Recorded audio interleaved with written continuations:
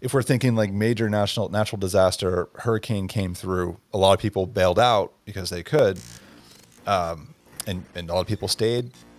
I'm thinking you're probably in the realm of 30 to 50 is what you're going to have Okay. available to help out. You know what? Now, availability are two different things, but to get more specific, Lindy Beach does, and I probably butchered the poor man's name, but he does these history kind of military videos. He's been around forever. And he has one on what is a platoon, what is a company. One of the ways he described a company, which is larger than a platoon, it's made up of multiple platoons.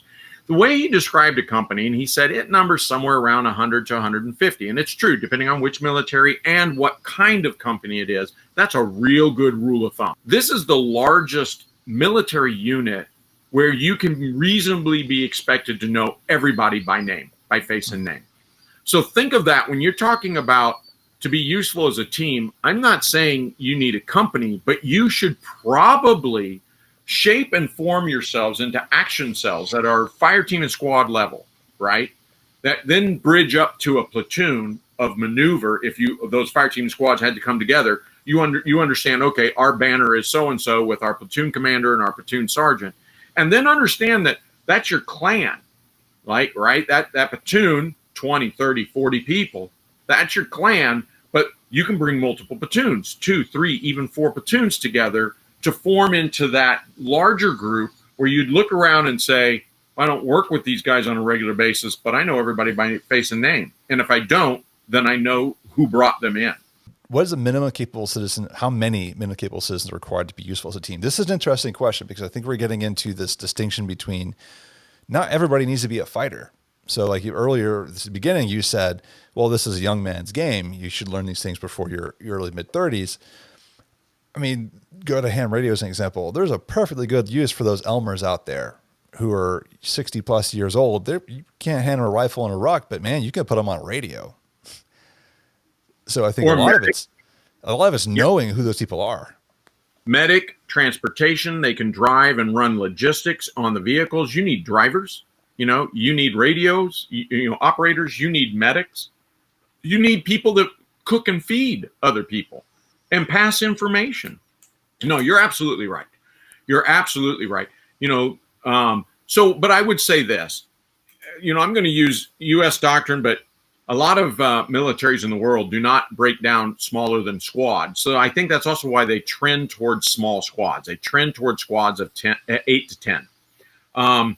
Where U.S. trends towards a larger squad, trends, not always, but trends towards that because we break into fire teams, right? So it sounds like what I'm saying is 4 people is the minimum number. And I think that that's right. If you look at rest cycles and 2 up, 2 down, and all this other stuff, you would say 4. But really, that's only true if you have another fire team to support you. So what I'm trying to say is 4 makes a whole lot of sense. From logistics to cognitive control, what's called a span of control, to rest cycles. 4 makes a lot of sense, but if you're operating independently, seriously, let's just say you're going out on a 3-4 day surveillance, reconnaissance patrol, you need to provide security to your patrol 24 hours a day. So when you stop to rest, 2 up, 4 down, 2 up, 4 down, 2 up, 4 down, 6. You're starting to see more and more, and there's a lot of literature out there that said long range patrols were typically 6. And so I think if that's what you're thinking, I'd have to say not 4, 6. If you're part of a larger organization, 4 is perfectly fine.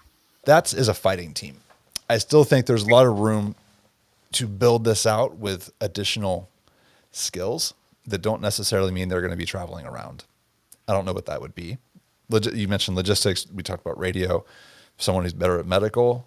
But you know what? Like even let's just say something like a medical team or a comms team or a mess, which is cooking, right? Cooking for the troops. Mess team. If you say, look, you don't want people to pull guard alone. I never send one person to do anything. You don't take a poop alone, okay? It's just too dangerous. So I want 2. And now I start to think about, okay, well, I've got a mess section and I've got to feed people. So and I've got to feed them more or less round the clock, or I'm going to break it into a third anyways. What I'm trying to say here is if I got 2 guys cooking and 4 guys resting, that's right. And then I got, and then you rotate that. So when you stop to think about almost any team, what you really do is you really want to get technical. It's not just 4 people resting. It's 2 guys working. Let's say they're first aid. They're the ER, right? 2 guys working, 2 guys resting with boots on. That means they can be called if these 2 are overwhelmed and need more people. And 2 guys with boots off in nice clean sheets somewhere, hopefully sleeping. But the point is, so that's your rest cycle. It's your rest and maintenance cycle is, again, 2 guys on, 2 guys on call, but off, and 2 guys off, like don't call them, handle it. All right. And so unless it's life and limb, then everybody's up fighting. But I just think 6 keeps coming up. If you look at it, 6 as a useful independent team, 6 is there. Again,